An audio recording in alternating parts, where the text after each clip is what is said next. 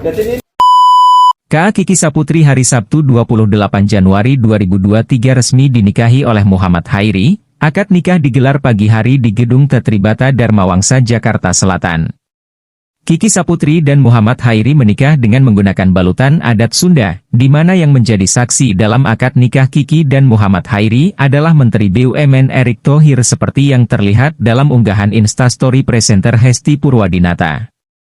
Pernikahan Kiki Saputri dimulai pada pukul 8 dan berakhir pada pukul 10. Terlihat dalam acara akad tersebut hadir para tamu undangan dari berbagai kalangan, diantaranya kalangan selebritas dan juga dari kalangan pejabat negara. Sebut saja mantan Menteri Kelautan dan Perikanan Susi Pujiastuti, mantan Gubernur DKI Jakarta Anies Baswedan, jurnalis Rosiana Silalahi sampai anak mantan Presiden Gus Dur Yeni Wahid.